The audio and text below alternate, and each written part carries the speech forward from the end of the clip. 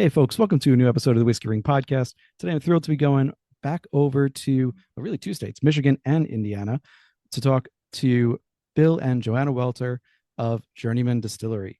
So, Bill, Johanna, welcome on. Hi, David. Thank you. Thanks, David. So, Journeyman's been, on my radar for a while. I remember getting a sample of the Corsets, whips, and whiskey.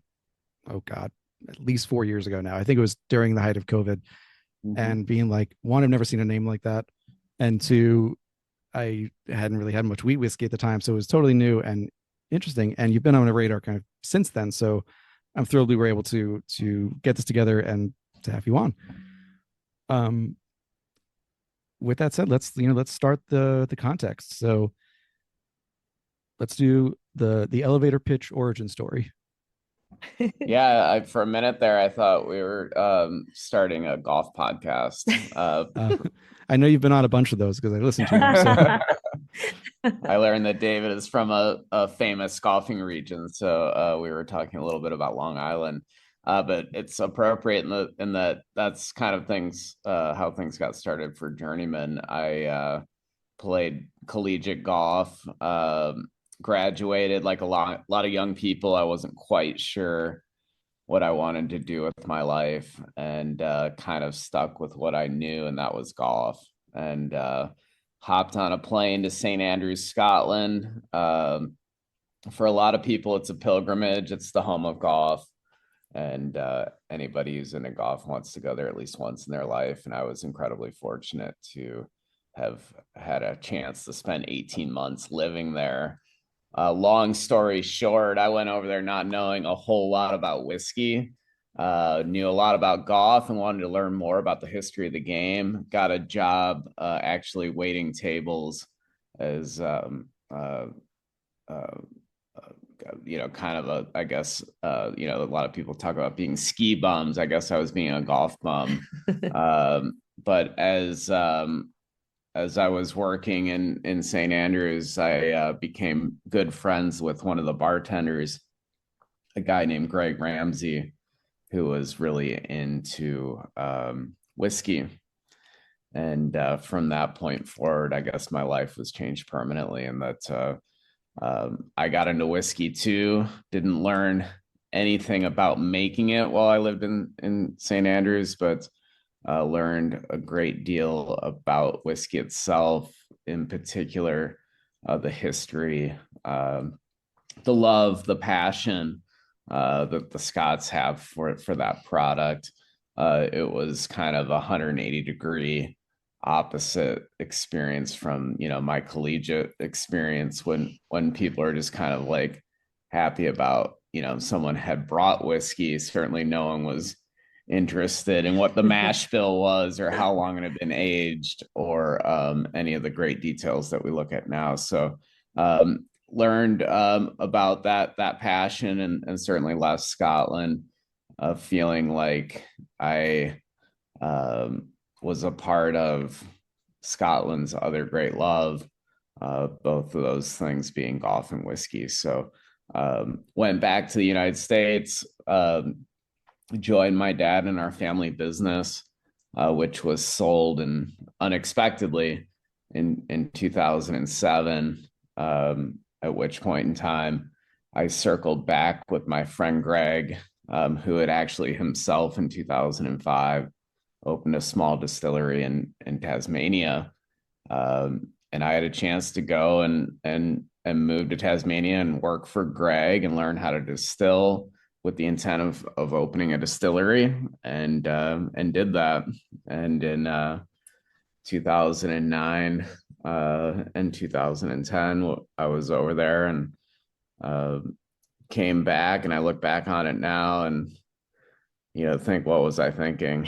I didn't really know anything, to be honest with you. And but I guess I had the belief that we could do it. I met Joanna very shortly after, and the two of us were standing there on opening day when Journeyman opened its doors for the first time in October of 2011.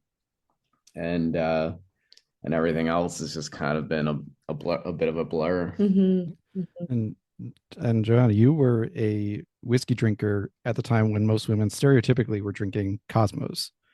Absolutely. Yeah. Right before meeting Bill, I was living in the city in Chicago, working in hospitality and when I met him, one of the questions that, he asked, I think you might have offered to buy me a drink. And I was like, yeah, I'll have a whiskey. It's like, and he kind of gave me a double look, like, oh, Mhm. okay. I don't know that he expected that during an era of cosmopolitans. And I don't know if people remember F and Cherry. Remember the cherry flavor vodka where everyone Oh was yeah, drinking that. So yeah. it was that era. So I won't put a year on it, but that was that time. And ultimately, that sparked our conversation about whiskey. And then, as our conversation grew, I found out he was opening up a distillery. And of course, that was, match made in heaven after that. No, No, Joanna took one look at me, David, and said something like, like what garage are you opening this distillery in? I mean, I'm not kidding. Like, I did. I looked like, somebody who just kind of almost just walked off the street. I just, wasn't apparently giving a vibe of, something like this guy has any clue of what he's doing. And I'm like, as I've already said, I didn't. So she picked up on that, So was your and charm that won yeah, me yeah, and the or whiskey. my looks apparently.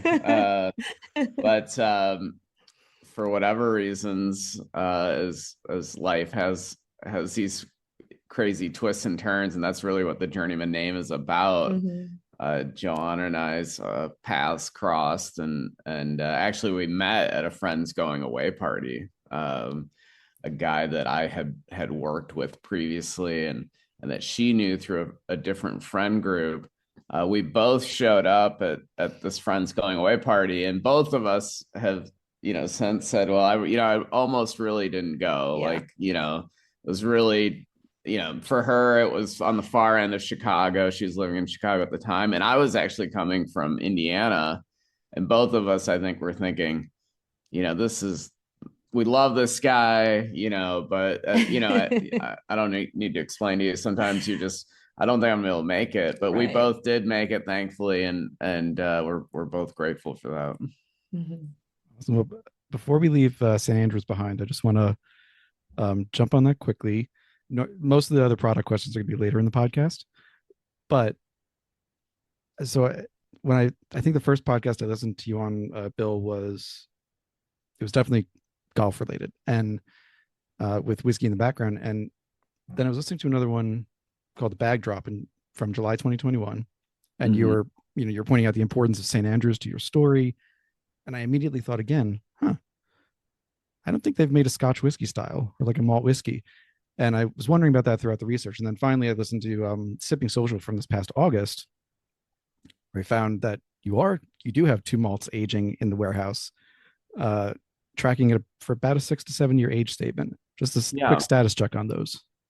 Yeah, so just a little bit of a backstory there, and I've never shared this on any interviews, but I do, in retrospect, you know, as was done with Maker's Mark, regret including the E, and maybe there's still time to rectify that. It makes sense for our story, and it's a tribute to Scotland, and maybe that's something we could still rectify. Although, to be honest with you, we seem to receive a letter every year from Maker's Mark regarding the red wax on our vodka bottle, which Mhm. just seems like it's out of habit for them. But I was gonna say uh, there's no drip. That's fine.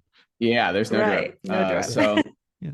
I've invited the attorneys, which are based out of Chicago, to visit us at our distillery, and it's all been very amicable. But I would say the malt story was probably something again that I wish we had dove further into. Although I'll say we've been making malt whiskey in Three Oaks since 2012, so it is something that certainly is a passion of mine. John and I have since been to Scotland together.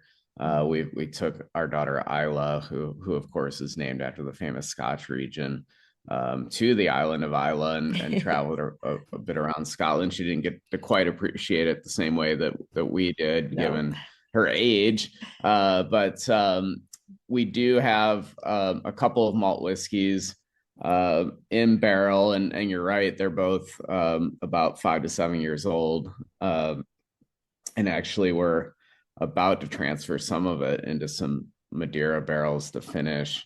And I think the malt is great, including a special 100% rye malt, which doesn't technically meet the recently completed malt whiskey American rules, but it's a 100% malted rye that we grew on our family farm, which is really special to me, to include the family history there, but also we really feel like it's one of our very best products, and we sell a bit of that right now, and that's about 7-8 years old as well. So we're starting to add some older products. Yeah, that sounds delicious. I love malted rye, and I'm glad to see that more producers and distilleries are making use of them. Wasn't really, I don't know if it wasn't done for a while or it wasn't publicized for a while for sure, but I'm glad people are being open and doing that, because it's some great stuff. And I am curious, and I'll have to, someone I can ask about this. I know as you said, we had the recently passed single malt definitions for America. Finally, not perfect, but finally got something. I'd be curious if you could either grandfather it, or if there's some other way to do it, because I think of a brand like Amrit. So it's Indian whiskey sold in America, and they have 100%. They have a rye, and it's all malted rye, and it's it's right there in the bottle. So I'm curious how they market it. I'd have to look back in my bottle, but there must be a way to get around it to say this is something, because it should be. Seems like it. Yeah. Let's dig further into that when it's ready, right? When it's ready. Yeah. So, Bill, I know when you were starting to distill or learn to distill, you said you spent time at Greg's Distillery. You also spent time at Lark with Bill Lark, at Koval over in Chicago. Just to set the timeline for you guys, you said on Whiskey Lore with the mutual friend Johanna that there were so few craft distilleries in the U.S. at the time, like between 250, 300. That it was fortunate you were able to go to these other distilleries around the world, and not just in the U.S. Do you kind of consider yourself part of that first wave of like Hudson, Koval, like that, even St. George, which is earlier, or the second wave of craft distilleries? I mean, obviously there was that very, very early segment, and you mentioned St. George, which I think dates back to the mid-70s. I almost consider like them and like Clear Creek, like wave zero, if you will. Yeah. And then I mean, I would say we're probably on the tail end of the first wave. I think Koval started in 2009. I was in Tasmania in January of 2010, so I had actually, obviously been planning through 2009, and at one point in time, and because I think the TTB wasn't inundated the way that they certainly were probably around 2012 and later, I had some conversations with them just as like, because I love history. And I'm like, well, I just kept asking, like, where do we stand in terms of like number of DSPs in the history of America? And all I could really gather from them is that, because numbering's changed over the years and different counting methods, and I don't think anyone's really quite kept track of it all. But what I did gather is that we were somewhere around 250 at that time, for beverage alcohol, distilled spirits plants, and I don't know. I don't quite know what the number is today, but I hear various things from anywhere as high as like 3,300 and as low as 2,500, but somewhere in that range. And so I think that would give a strong indication that, we were certainly part of the beginning of the craft movement, if you will. By the time you got started, there were just a handful, really, but a couple of Michigan distilleries that were in place. And Ravage at Grand Traverse certainly stands out for me, and a guy that would, not unlike Bill Lark in Australia, who specifically made the effort to have the laws changed in Australia, and they call him the grandfather of Australian craft whiskey. And I know that Kent played a big part in Michigan, and somebody that we've certainly looked up to. That's exactly what I was going to ask, was who do you look up to in state? Because there's always the state regulations. Then if they have to be changed, and they always have to be changed to start up. So in addition to that, I know it seems like I'm jumping around, but I'm just creating context here. You were also greatly influenced, it sounds like, from Buffalo Trace. In a way, in a lot of ways, who wasn't? Yeah. And you look back at their amazing history, and the oldest continually running distillery in America, and at the time, I still have the bottle. I bought a bottle of George Stagg from the antique collection in 2009. We still have it, and still has whiskey in it. Just a little drop. That bottle is something that certainly played a huge part in influencing my thoughts on American whiskey, and the history and heritage and everything that distillery represents certainly was something that we admired tremendously. The longevity, the quality of the whiskey, and as it would happen, and their utilization of wheat as a secondary grain in a lot of their whiskeys, and certainly played a big impact on what we wanted to do. And then we took it a step further by just doing 100% wheat whiskey, which ended up being something that garnered some accolades, and I think perhaps in terms of innovation for craft distillers, certainly I think brands like Corsair and several others like Balcones, when they had Chip, were probably more innovative, but for what we were doing at the time, there was just this tried and true tested way of making whiskey in Kentucky, and I'd like to think that we played a part in kind of looking at things a little bit different and being innovative as a craft distiller. And I think, experientially, that was a distillery where you could actually walk around the campus and, smell the whiskey being made and see barrels, and which I think in a hospitality perspective, at a time where distilleries were kind of done behind curtains or behind metal buildings. So I think that just, the experiential part, I think, was really meaningful for me. Yeah, I mean, just taking a side note on that, I want to make sure I'm pronouncing your name correctly, by the way. Johanna. Yeah, you got it. Okay. Yeah. So, got to respect the name. So, I know with your background in hospitality, Journeyman was kind of on the unusual side in that you had hospitality built in as a factor from the beginning. There are plenty of, call them first wave, even early second wave American distilleries that did not do that. They were focused mainly on, let's get a product out, and then we'll figure out that after. Now today, any distillery that opens pretty much around the world is including a visitor center, or at minimum a bar space, that they can have. So I should say too, you've got lodging options, and this is at both locations. You got lodging options, you got restaurants, golf putting green at Three Oaks, on-site exclusive bottlings. Now that you've had all these years under your belt, and all the distilleries that you've helped to influence and talk to over the years, how was your experience different in having that from the start? Yeah, I mean, I think, for us, our focus always has been experiential. And I think a lot of it, again, does stem from Buffalo Trace and other distilleries that we walked away saying, wow, that was awesome. That you can actually see the product being made or be part of the process in some way.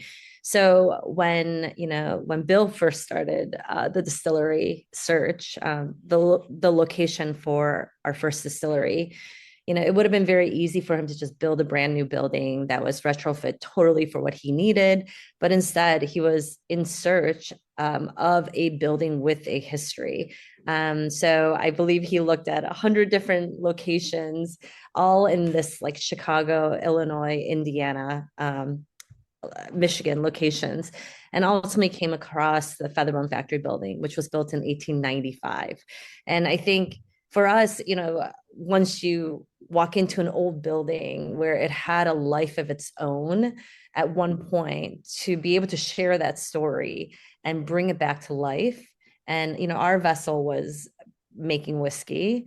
We felt that, it was important to do that. And the other part is, I think in 2010, people didn't know what a distillery was. And so it's like, how can you make it more inviting? Well, everyone loves a great cocktail. So let's invite guests in.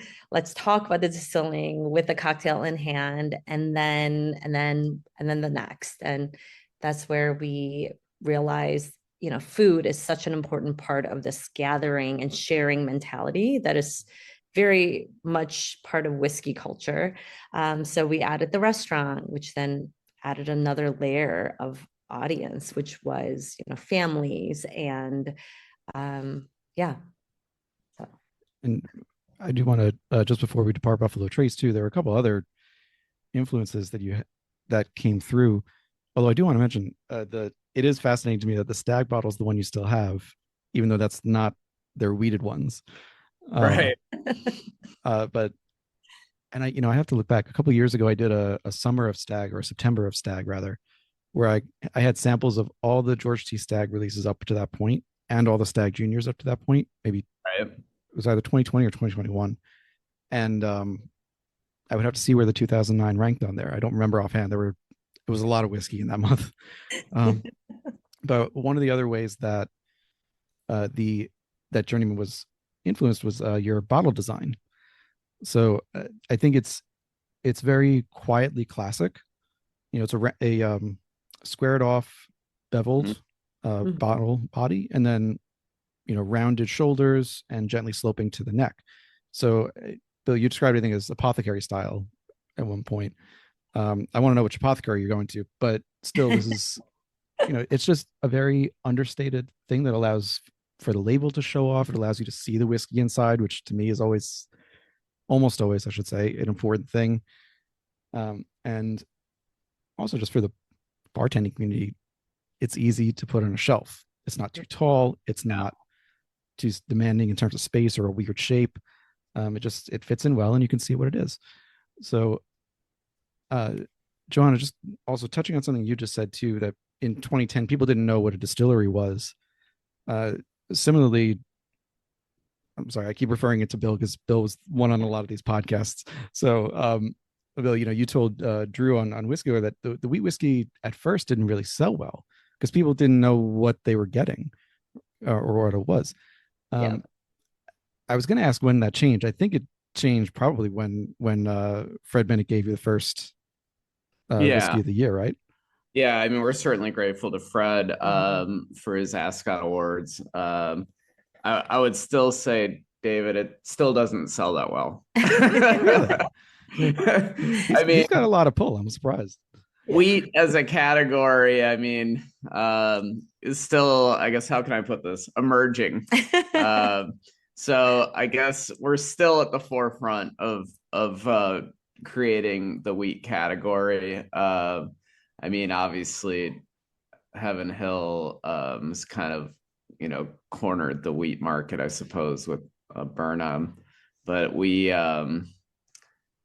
certainly feel like, in terms of quality, that we're leading that category, and nothing against any other wheat whiskey brands out there. There's a lot of really good ones, but for whatever reasons, the stills in Three Oaks, the water, the combination of everything that's going on there, and there seems to be a unique terroir to the combination of all those things that is, for whatever reasons, led to wheat really standing out for us. So whether the category grows or not, we're happy to be a big part of it, and certainly, I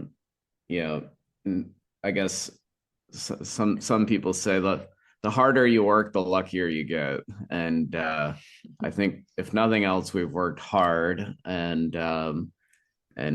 maybe in some ways made our own luck. But when certainly I can tell you the story of when we submitted our wheat whiskey to Fred, and Joanna and Isla and I were sitting on the couch at our house in Three Oaks, and honestly, David, I can tell you that us winning was the last thing on our mind. We just said, my gosh, I hope he doesn't spit it out, or I hope he, we thought it was special when we submitted it. We thought it was great, but we're just a bunch of, yahoos up in Michigan making whiskey.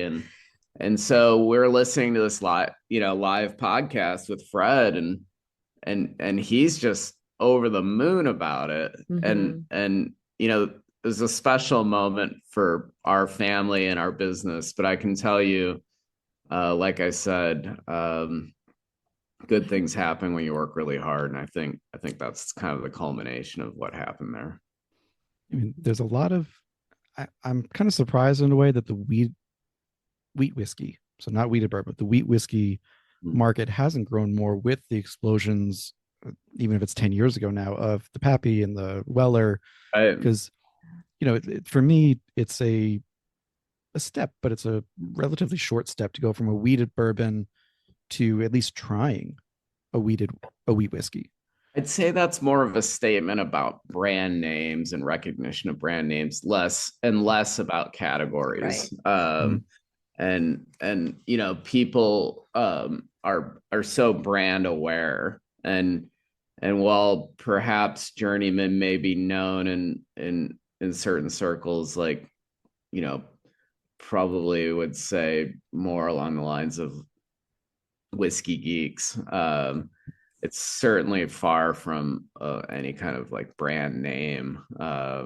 I'd say that certain things like Fred Minnick or other accolades we've won have certainly created some awareness, but in terms of a national brand, we're very far from that. But I think feel like we have a very strong regional presence in the Midwest, obviously, and continue to have success and growth in the Midwest. But there's certainly been a retraction in the industry, and I'm sure you could probably speak to that far greater than we can. We're just aware of it and a part of it. But I think the whiskey game is playing out a bit like craft brewing did, and we're seeing a little bit of a retraction and probably more of an era coming up here of local whiskey brands, and perhaps some will become national brands over time. But we're happy to still be in it. Honestly, when we got started, it was more about survival and making it to the next day. So anything good that's come our way, we're feel like we're ahead of the game. You said on the cocktail culture in December 2020, like you said, you can't just be local, you got to be good too. So own your backyard. I've been hearing that since the earliest days of the earliest episodes of this podcast. Yeah. Own your backyard before you expand. So that's not a bad thing to have the regional presence kind of leading the way. Definitely we'll touch on the contraction in the market. I want to quickly talk about the facilities themselves. So you mentioned Three Oaks as the first place, the old Featherbone factory, and now you've got the second space, 140,000 square foot space in Valparaiso, Indiana, which you've very amusingly pointed out as a different time zone, which can cause issues. If you need help for that, listeners, there is on the website, there's a clock under each location so you know which one you're going to. Um, I was thinking this comes from both a production product, and a hospitality side of things. Three Oaks and Valparaiso are, about 45 minutes apart. So not a huge distance here. So I see the positives of, if you're using two locations, you don't have to have a tremendous amount of distance. But on the other side, I'm curious if there was any concern about like cannibalizing visitorship, or was there enough of you to go around to have two locations that close? Well, very astute. I would say that, our initial just we're certainly, our sophistication is lacking in many ways. Our guess of how Valparaiso might impact our Three Oaks business is that we did not feel like it would cannibalize Three Oaks. Three Oaks is largely a pseudo Chicago market. And I suppose, as I say that out loud, in some ways Valparaiso is as well.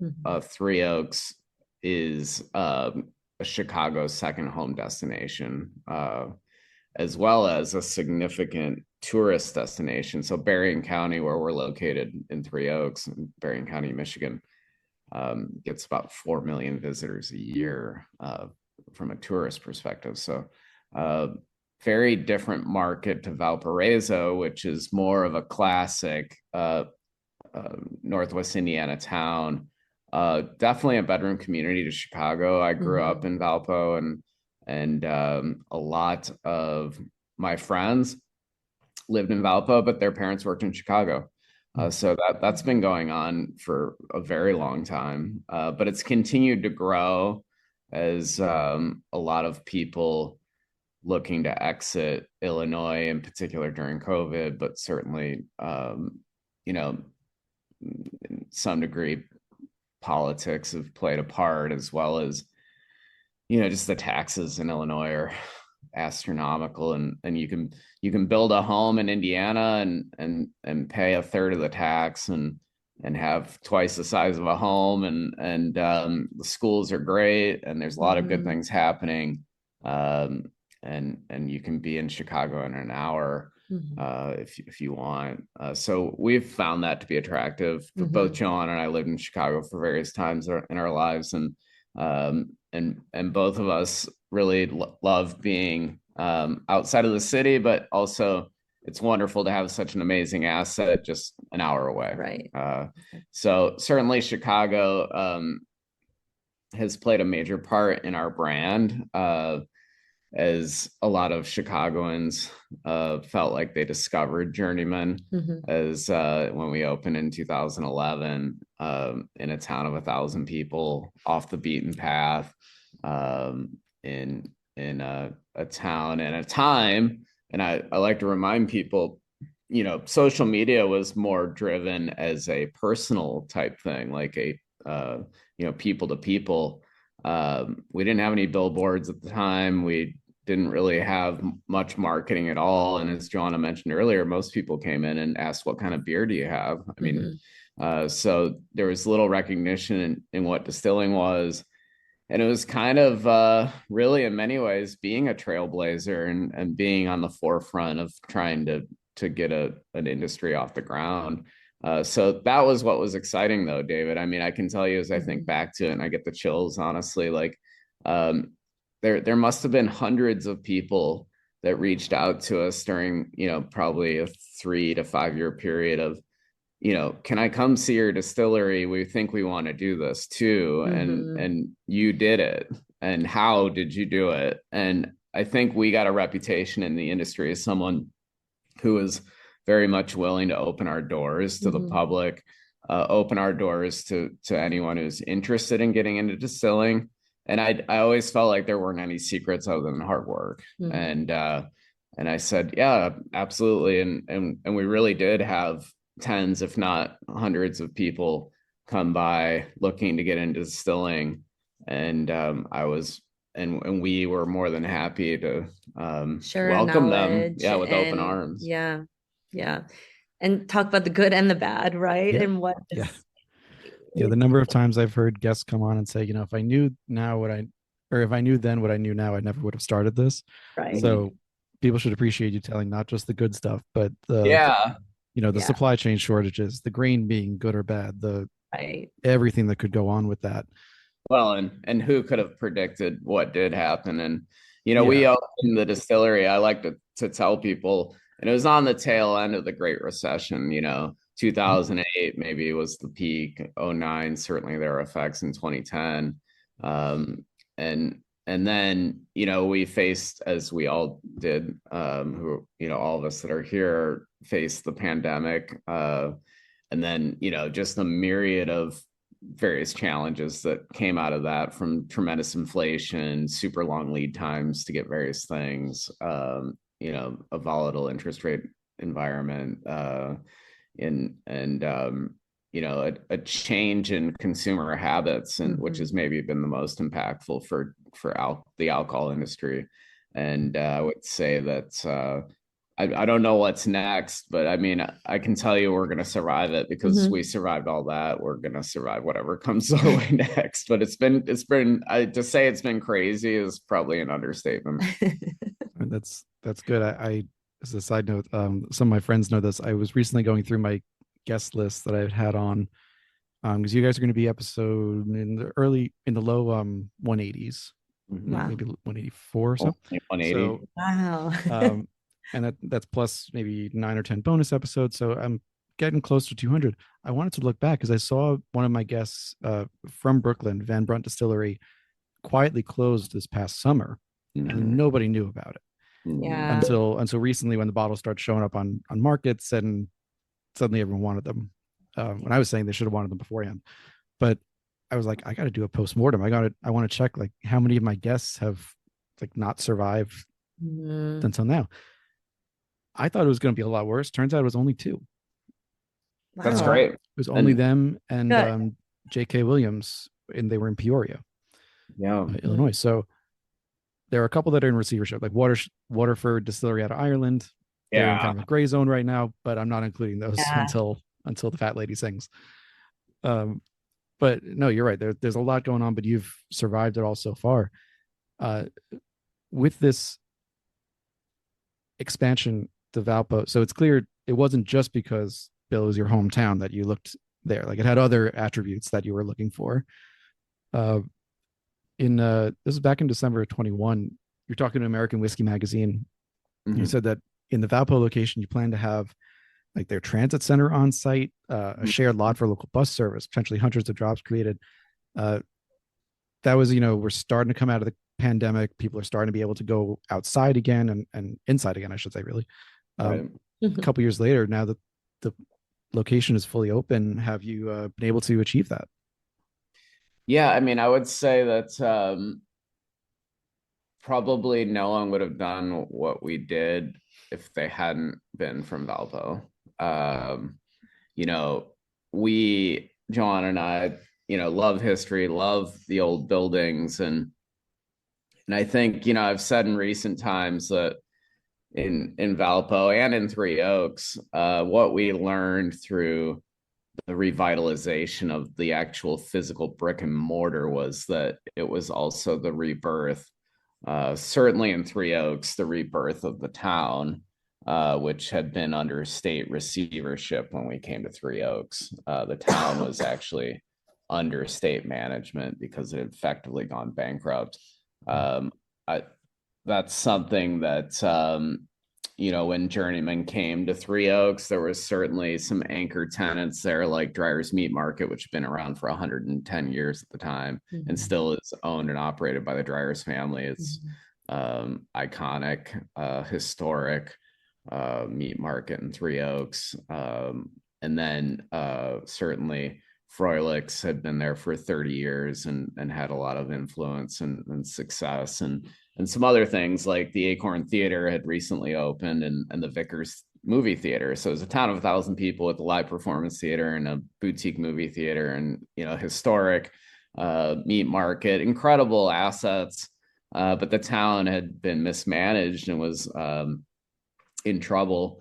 Journeyman coming in, I think was maybe a little bit more than just a spark, and really, I think, has contributed to 15 years of a boom for the town.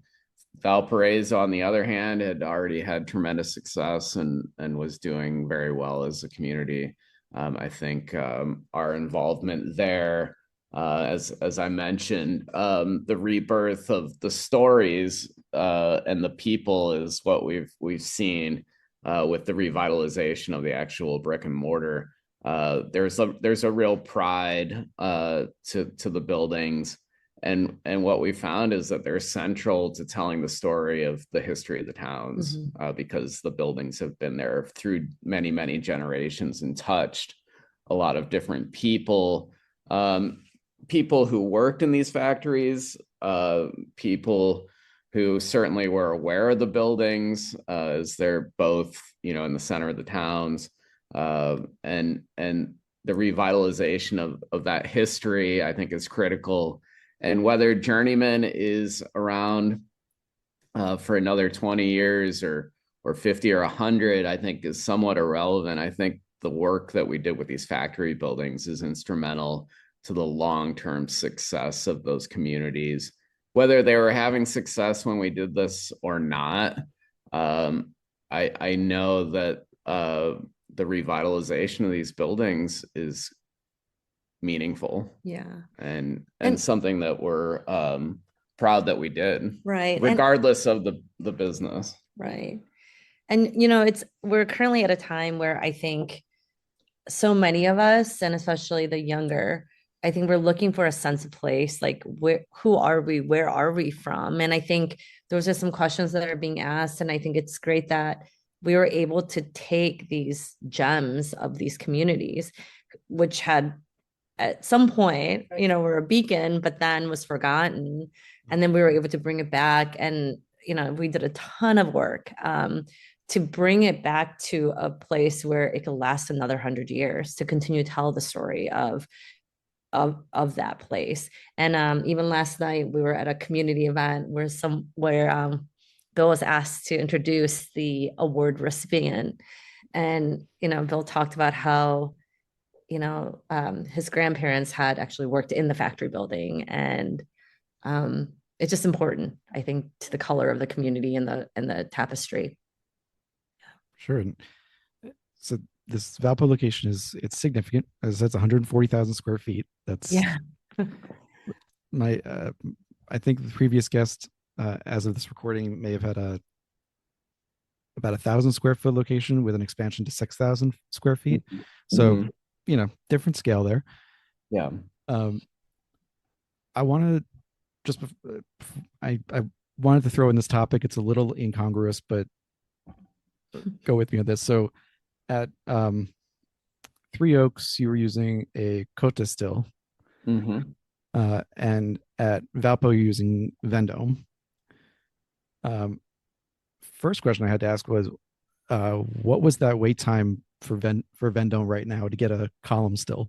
Yeah, the wait time at the time, I think it might have been 2 years. Now it's probably have a still next week.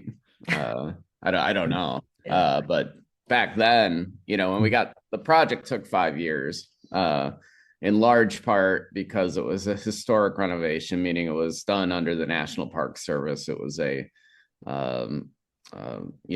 building is under the historic registry now. But that is a very slow and laborious process. In addition to that, the site was contaminated. There was, fairly significant environmental contamination issues in which we had to address and did address. So, I mean, that's something we're certainly proud of. But those things take a tremendous amount of time. And then you throw in a pandemic in the middle of the construction period. We had a 9-month delay, and then things just slowed to a halt in terms of getting a lot of the raw materials that we needed to finish the project. And then, as you mentioned, things like the equipment were quite long lead times. The building in Valpo was an old originally an old woolen mill dating back to the mid 1800s on that site. That building no longer exists.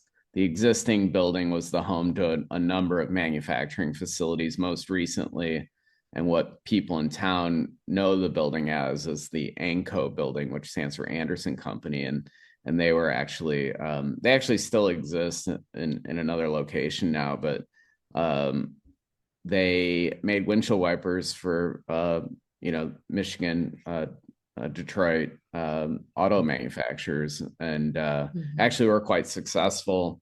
Didn't quite have the same sexiness as corsets and buggy whips. So the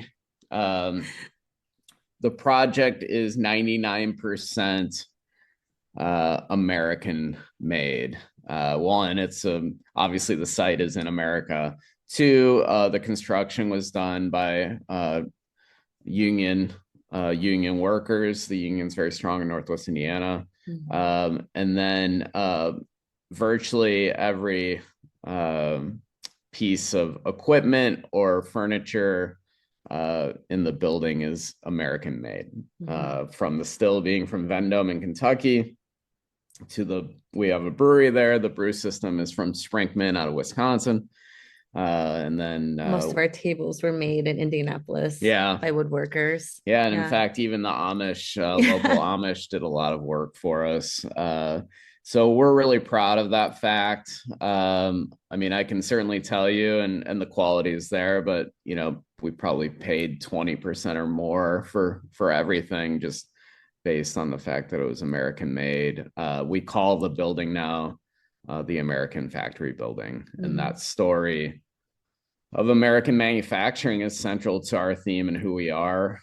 Corsets and buggy whips first in Three Oaks, and woolen mills and windshield wipers in Valparaiso. So it's a great story of who we are as people, and how this country came to be.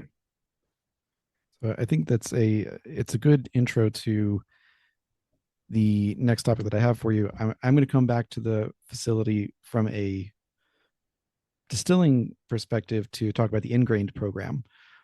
But while we're on the cost on the American side, as of recording, a couple of days ago, we had the major tariffs go into place with Canada, Mexico, the EU, a lot of our major trade partners. There's obviously a lot of information floating out there. It's not necessarily industry specific, but you guys are in and near a major market, multiple major markets. You're up north near, I don't know if you would call yourselves near the border, but you're closer to the border than a lot of the country is. We're 3 hours from Canada. Yeah. Right. So, so I'm curious to hear from your perspective, particularly from like a producer perspective, what these tariffs are looking like and how they are and might continue to affect Journeyman. Yeah, I mean, for us, I think whether we're fortunate or not, we just do very little business outside of the U.S. We do sell probably 5% of our revenue comes from Europe. We've been selling in Europe for quite a while, actually, probably 10 or more years. But the focus has always been, for sure, the U.S. Have never sold anything in Canada. We've sold a little bit of whiskey in Australia over the years through partnerships through my friend Greg. I would say that the tariff situation, I mean, I'm certainly no economist. Honestly, probably know enough about it to fill a thimble, but I mean, supposedly it's a free market economy. I'm assuming things will work their way out here, and probably in short order. I'd say probably a lot of this is posturing and leveraging and ways of putting people in position to negotiate, and probably a short-term impact. But I don't know, and what I do know is that in the short run, all Journeyman can do is we're a drop in the whiskey bucket is focus on the things that we can control, and that is continuing to make the best whiskey we can make and provide the greatest experience within our four walls, and do the things that we can manage. So I certainly, as Joanne and I, have a lot of respect for a lot of our peers who are selling whiskey in greater capacities across U.S. Borders. Feel for them as there's, we've been through this strain once when we were in the first Trump administration, and I guess I would just say that this is the nature of business, and what we found as entrepreneurs is it's about 10 times harder than I think, probably 100 times harder than we ever thought it would be. Yeah. And in particular, I think in craft distilling, because I still would argue, a somewhat unproven, unknown world of, this new industry. It still remains to be seen how craft distilling will play out in all of this, and I think what we can say is that during the last 15 years that we've faced significant challenges, and I think most of us, as you've pointed out, almost all of us have had the grit and fortitude and resilience to persevere through some of the most challenging environments ever seen in the history of business. Given what we've all kind of gone through over the last 15 years. It's actually about this tariff situation, David, will be just like that. I think we'll see everyone adapt, get creative, change and shift directions, and do whatever is needed to be done to navigate the challenging periods. And certainly there was a shift in the whiskey market in particular, and whiskey producing fields a couple of years ago, I would say, where you had and this does tie back to that, to what you just said. It was that first era when a lot of people were sourcing, who weren't distilling themselves. They were sourcing a lot from MGP, and which I don't have a problem with. It was just the same problem everyone else had, which was make it known. See.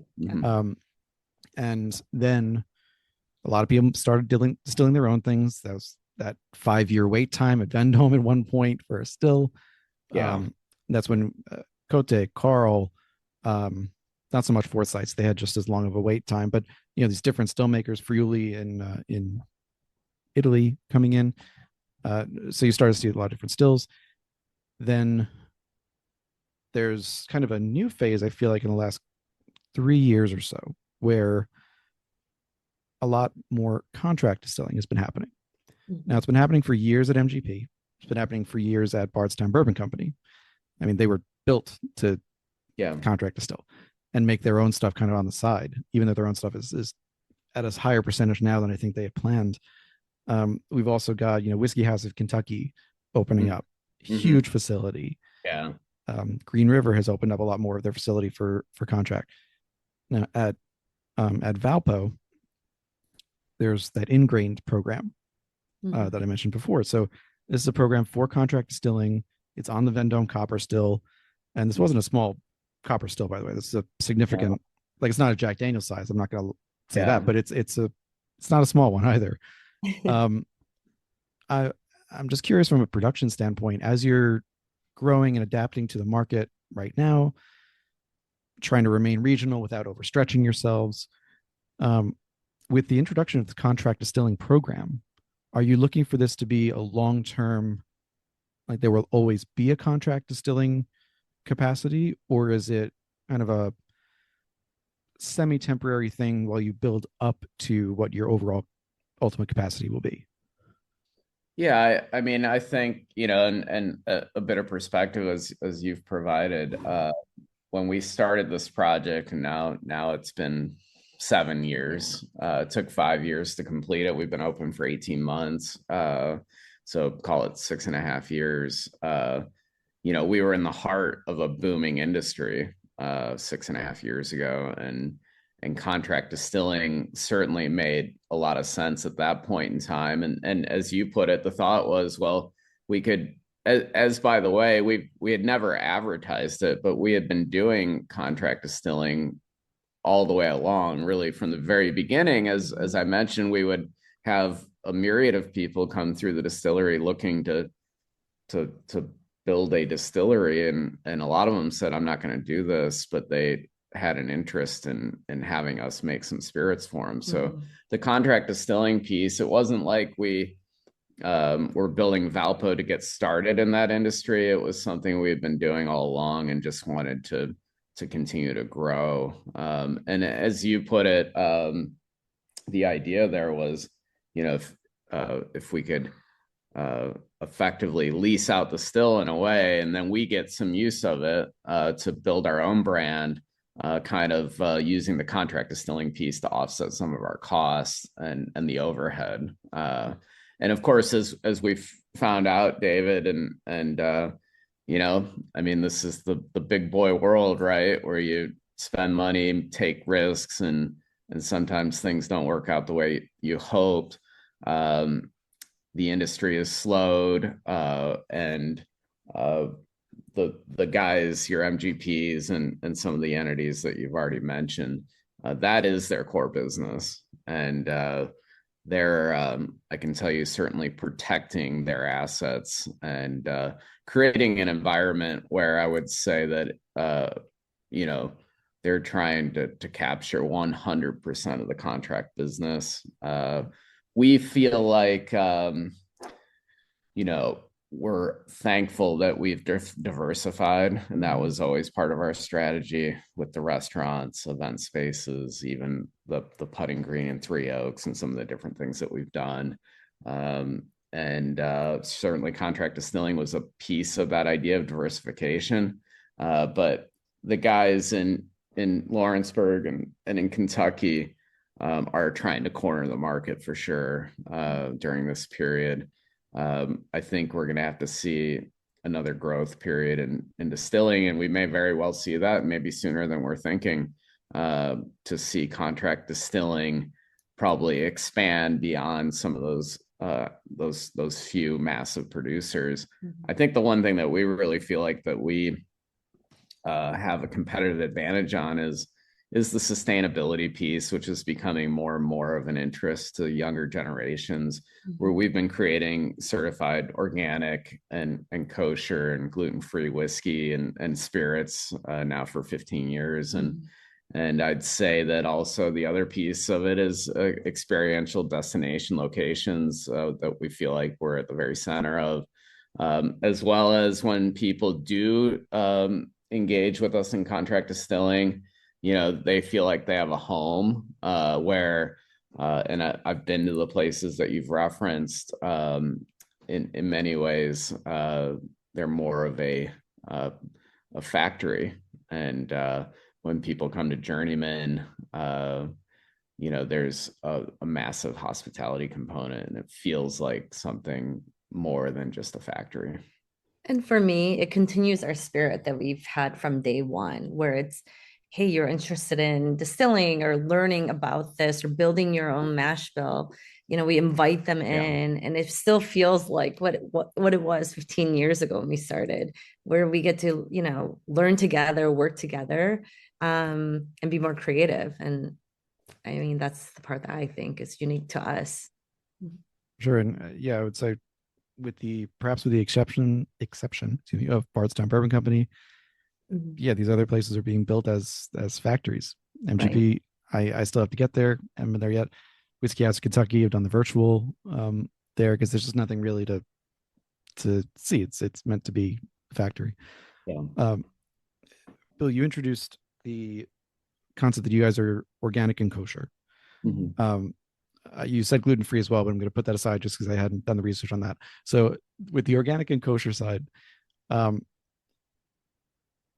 one of these is a little more formally recognized than the other. And before anyone throws a rock at me, I will explain that. I was curious how much of the kosher certification was because of Koval's involvement? No. You know, no, I mean, for me, for us, I grew up actually in the metropolitan Detroit area, in a community where I think in seventh grade, I went to 2 to 3 bar or bat mitzvahs every weekend. So the kosher part was, it's very much part of, how I grew up as well. I'm not Jewish. However, I had relatives and extended relatives that were, and I mean, this may be silly, but I wanted us to be their temple's like kosher whiskey. That was one of the reasons. It's an untapped market, or well, it's semi untapped. There are a couple of people who do it, but not a lot. Not a lot. And to explain what I introduced earlier, and I think you guys know this, so because I didn't see shock register on your faces when I said it, is that with the kosher certification, organic is set by not only USDA but also other organizations besides that, the governmental oversight. The kosher side is, long story short, you get a rabbi or someone similar who is basically registered or certified to say something is kosher, has to adhere to a certain number of rules by Jewish law, but it's not hard and fast in the same way. Like you can have two people who are certified to certify things as organic, as kosher. One will do it and one will say no. So it's not like a hard and fast thing. So that's why I said it was a little less formally recognized. So again, no rock throwing here. I like that backstory a little more. I hadn't heard that in any of the research, and that makes so much sense though, to have like, because what I did hear in the research was that there wasn't a huge demand for kosher whiskey. Like there wasn't a huge Jewish community where you were in either Valpo or Three Oaks, right? But certain markets like in the coasts, New Chicago Jersey as well, or certainly right. California, right? But otherwise, like not, especially for a brand that was looking to own their backyard and their region, it wouldn't have been top of mind, I think, for most. So that fills in a lot of the gaps for me, Johanna. Your backstory there.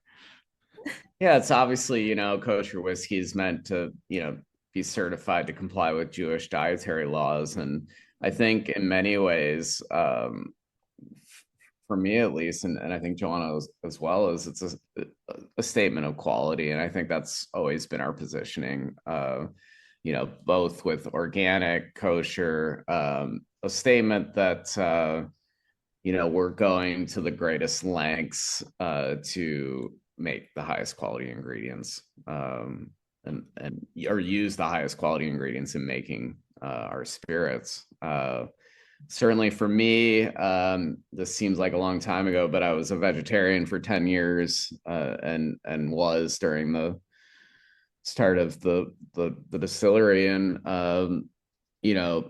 I had a focus on health and quality food. And I think a big piece of the organic kosher statement is that we are basically being supportive of really small niche industries, both of those, in which almost, well, all of the grain that we buy is from small family owned and operated farms. And I knew, like, from day one, like, we didn't want to buy grain from the Monsantos of the world. We wanted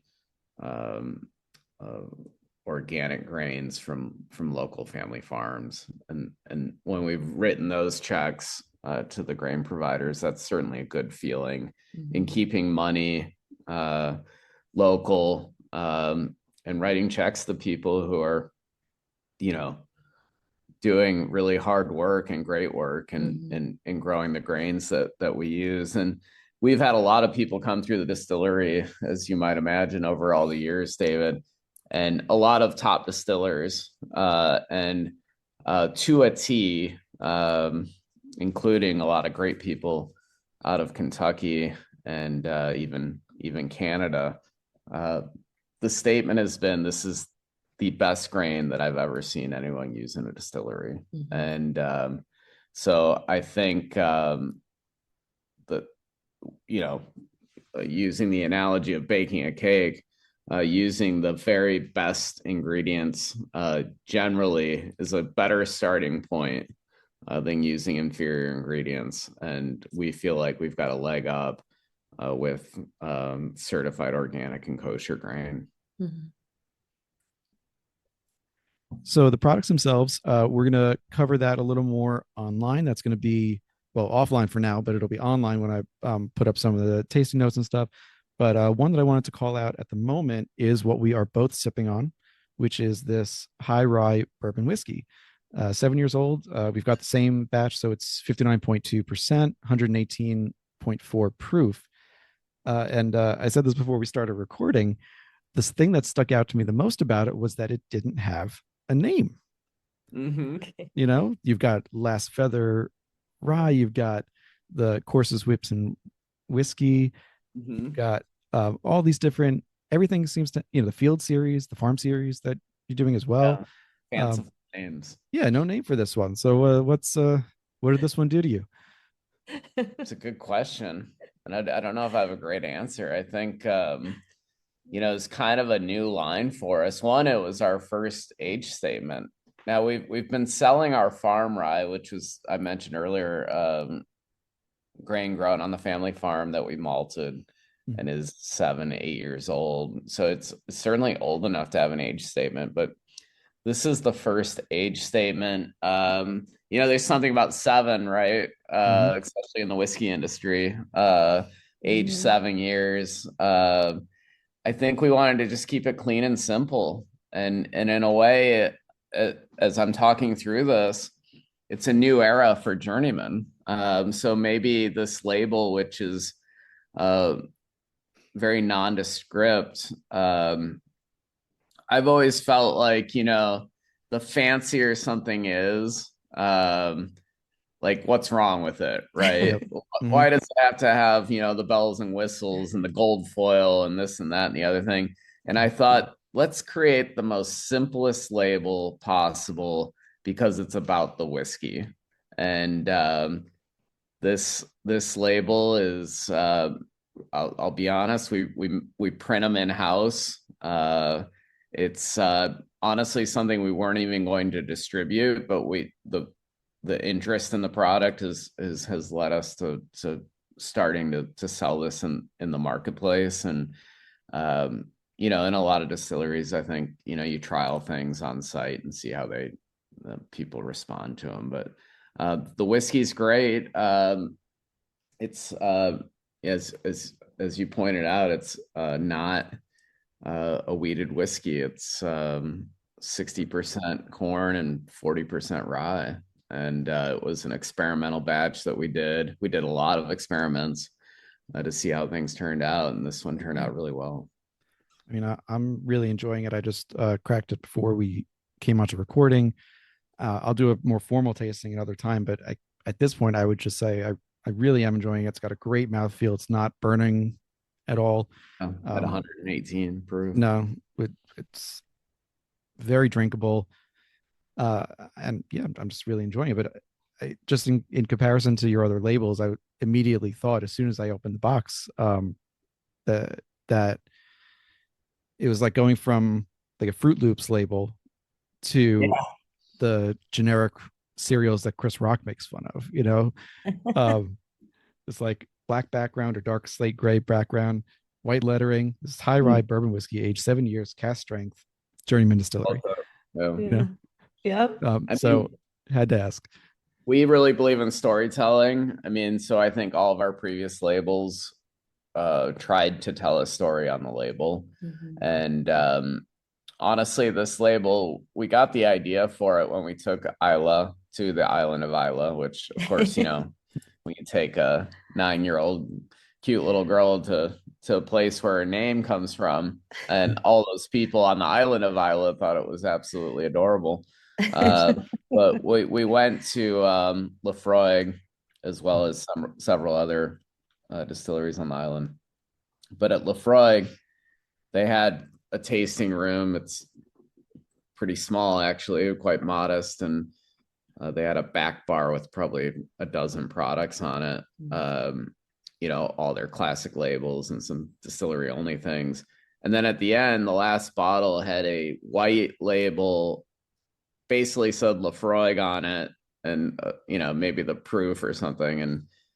And we just sat there and watched. Everybody in the bar was going, "What's in that?" And Yeah. so this label that we created for the bourbon high-rye was a little bit of a tribute to that label, thinking, well, what is it? It's so nondescript. It must be good. And by the way, the Lafroig that was in the nondescript white label was fantastic, and we really feel like this meets those standards too. I'm still working my way to Lafroig. I enjoy peat. I really do. That's just like that next level. I can do Octomore. That's okay. Yeah. But there's something Lafroig. About Lafroig. There's something medicinal about that. I just can't quite get there yet. It's got that iodine. Yeah, the iodine. The only one that I've been able to so far in the last couple of years was the Corsets PX release from a couple of years ago, because there was just so much sherry. But I've got a pack from a friend and patron of the podcast. He knows who he is, to try to get me on the train. And if I'm not on the train after trying these, then we'll try again in a couple of years. So, because hey, 5-10 years ago, I couldn't have handled any peat. So some people say it's an acquired taste. Honestly, that's what got me into whiskey, was Isla whiskeys. And I was drinking those like right out of the gate and just loved them. And other people, say it's an acquired taste, and some people never love them. But I think I don't know. I got started on it and have loved it ever since. But I know. Yeah, I know a few people who have. That was their first one. I think Mark Gillespie, Whiskey Cast, I think was an Ardbeg 10, if I'm correct, was his first one. And that's been, if you live in Scotland and you grow up in Scotland or the UK, that's a different story. But if you're an American and your first is an Isla whiskey, that's a little different. And we're talking like strong. I don't count Johnny Walker Black or something. I had that. It's got a little smoke, but and fun story. When we built Three Oaks, in the still there, we buried a bottle of Lafroig under in the concrete under that still in Three Oaks. And then when we built Valpo, under the Vendome there, in Three Oaks, we didn't have any of our own whiskey, so all we had was this bottle of Lafroig. And then in in Valpo, to continue the tradition, we buried another bottle of Lafroig, and then also obviously buried a bottle of Journeyman. So under the stills, there's a little cavity of little Easter egg of whiskey. Yes, love it. So one thing of the products themselves that it came up in a podcast that was done, it was not either of you on there. So it was Matt McLean and Tom Balich were the guests. It was Key in the Lake in April 2020. So we're talking the month after shutdowns and all this. And one of the things I suggested was that no one really knew what the production changes were going to be long term at that point. But due to COVID, there might be a gap a couple years out. And I've asked a number of distilleries who were operating at that time at a certain scale, are you seeing that? And at about the age of the product that you're talking about, where your products are getting to 5 to 7 years, if not a little older, did you have a production gap there that you're seeing now? What were Tom and Matt doing then? Were they tasting the hand sanitizer? I've heard it can taste good. I don't know. Yeah. A great mouthfeel. What can I say? Yeah, I mean, because we spent, we probably had 2 months of making hand sanitizer, and then we didn't have much of a gap. Honestly, it was probably that 2 months, and that was it. So there was a gap, but not enough to be impactful, for sure. I mean, that's good. That's think that is kind of what I've heard across, but I like asking people because you never know. And once you have that gap, it's the nature of craft whiskey. If you're like a couple of years out, that's when you're starting to grow, and you've been through this process where you're on that curve and you're hitting a point, and suddenly you have this drop of available supply.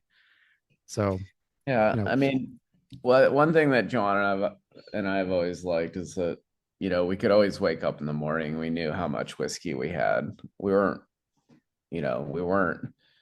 at the mercy of another producer.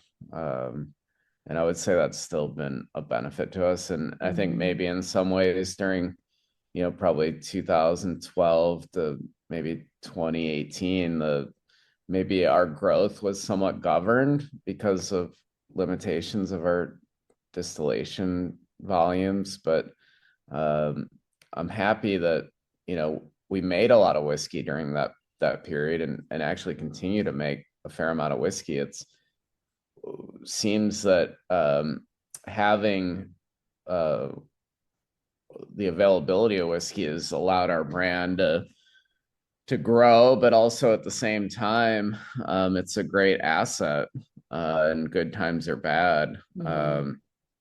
And there's real value to it. So I think it's been smart of our brand, at least, to continue to make whiskey and put it in barrel and have it maturing. And there'll be, ebbs and flows and ups and downs in the whiskey industry. And that's where I think you'll see some more and more and more age statements, because inventories are growing because it's not selling. So you're going to see more age statements, and that's going to be a benefit to the consumer, and possibly will spark probably another big run in whiskey. I think we're optimistic about the industry despite many challenges, but I think perhaps some of our younger audience out there, maybe they're not into 3 and 4-year-old whiskey, but they will be into some great 7 to 10-year-old American whiskey. So we'll see how the market develops, but things have a way of taking care of themselves. even for me, my own insight just as a consumer is I'm kind of, I don't think we're going to hit the level of the glut that we had in the 50s and 60s. We're going to have a glut because especially the big producers, like you said, they've been producing at such a high level in volume. There's going to be a lot there. We're seeing a cut down certainly at the premium level. The 100 plus, 150 plus dollar bottles are sitting on shelves, and that's been going on for a couple of years and accelerating.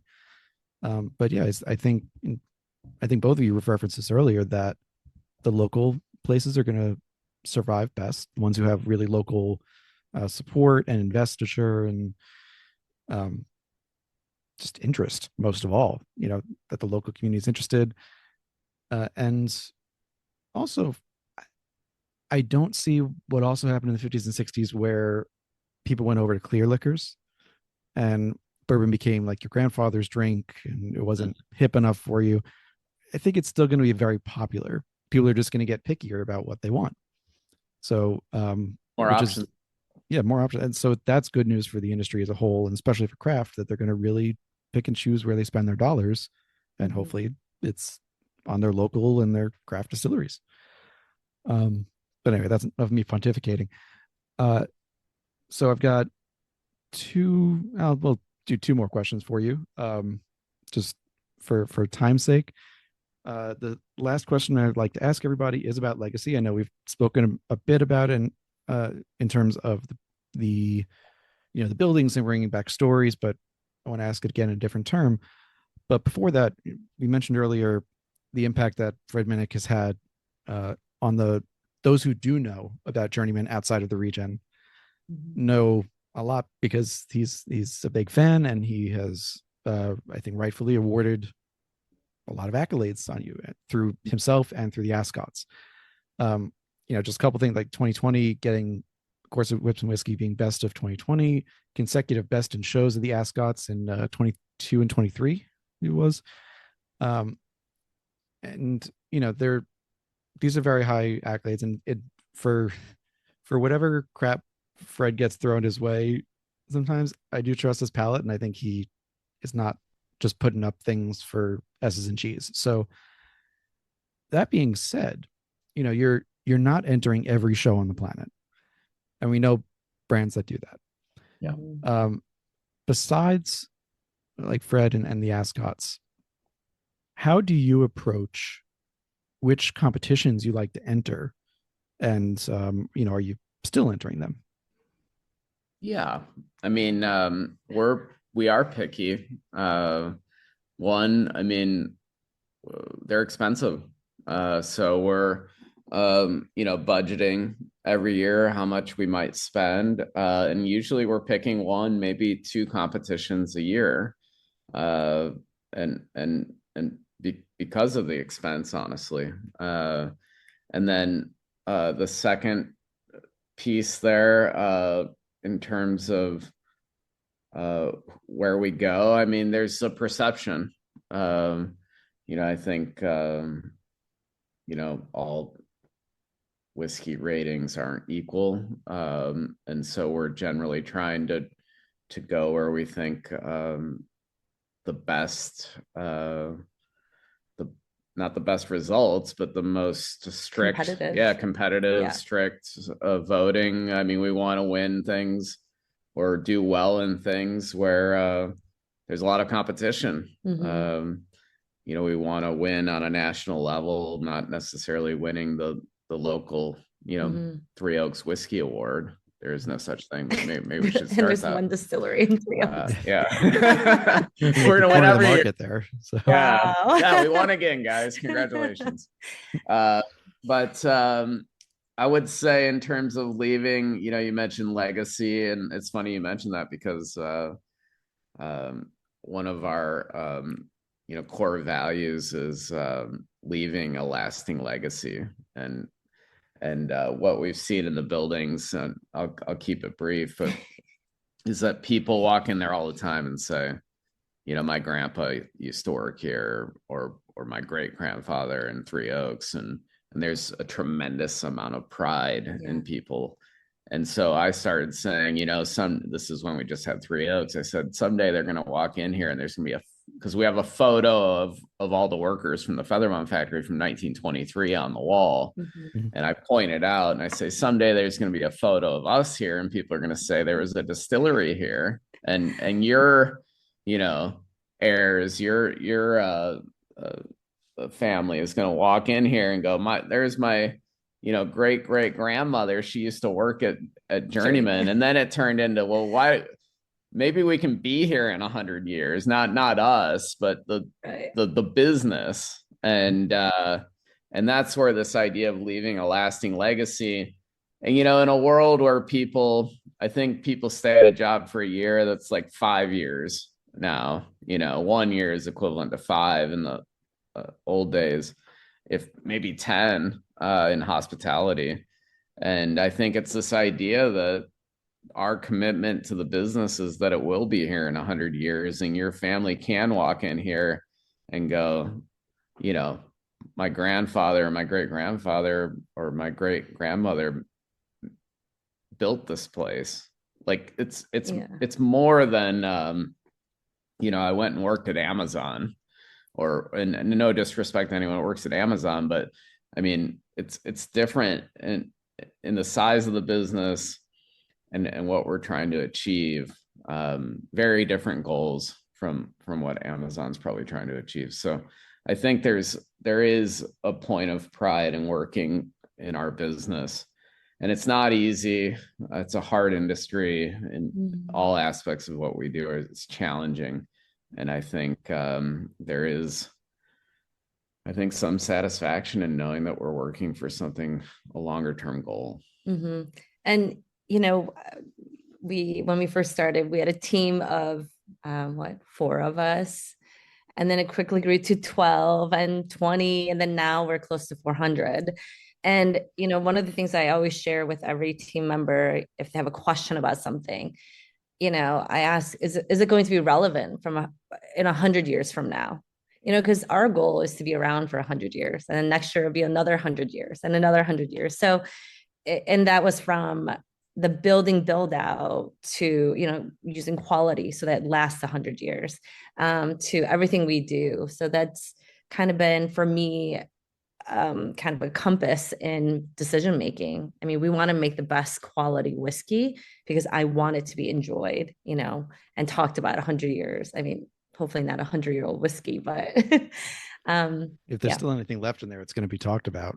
Right. So, Um, and I like the idea of having the photo of the workers there. Hopefully, the photo of the Journeyman staff is more like that and not like the end of The Shining photo. And just, but any I know she's too young to officially be in the business yet, but will do you think Isla's got a chance to take over? I just hope that she, like any good parent would say, finds something that she loves to do. And if that means she finds, benefit and enjoyment and carrying on the family business, I think it would be worthwhile to her. And I think it would be meaningful. Sometimes it's hard to talk to, 20-year-old kids, I'm sure, about, what they're going to want to do. But I hope, she finds satisfaction in it. And if she does, then, and if Johanna and I are good enough stewards of the business and brand, there'll be something for her to manage when that time is. And if she decides not to, I think both Johanna and I would be happy for her if she finds another path. And it doesn't mean that Journeyman won't continue or that maybe she would be part of it later on down the road. But I think probably the greatest satisfaction. I just talked to a guy who in Valparaiso who has a pretty substantial business, and his 3 boys are working in it. And I actually talked to him last night. I said, "Is that the greatest satisfaction for you, having your kids in the business?" And he said, "Yes." And I think that's a big part of why we do it, because you want your kids to be around. And but certainly her happiness is something that is more important than the business. And so we'll see what happens. But and we're not going to give it to her. She's going to have to work for it. Yeah, you're neither of you are, you're not reaching retirement age yet. You've got no. You've got some time. So if you need a backup plan for legacy there, for passing on people, or grooming them, you've got time. Exactly. So there are so many more questions to ask, but for now, Bill and Johanna, thank you so much for spending the time talking about Journeyman Distilling, Journeyman Distillery. Excuse me. They're using distilling and distillery. So many places using either one, and honestly, it's driving me crazy because I don't know what to call people. Sorry. We're grateful to spend 90 minutes with you. I felt like 5. And I love to hear it. I think this episode should be going live on April 30th, which will be a couple of days after you have announced the winner of your Name a Still competition. Or the Valpo Still. On top of it, David. Yes. I mentioned it that the voting's already closed. It was closed on 3/27. So it's you're not missing the entries here. I'm hoping you don't end up with Stilly McStillface like they did with there were several of those entered. I bet and you gotta honor what happens, but hopefully it's a name that will either honor the still or make it a really good story, one way or the other. But a lot more things coming down the line as well. You've got anniversaries, you've got exclusive bottlings just at the distillery locations that sound amazing. I'm gonna have to get out there. Hopefully we'll be getting out there, if I can do it, later this year to your area. As always, in the show notes there'll be ways you can follow, subscribe to Journeyman on all your social media platforms. And hang on with me for a minute after recording. Please. This has been another episode of the Whiskey Ring Podcast. Thank you, everyone. Again, rate, and subscribe wherever you can. And I will see you all next week.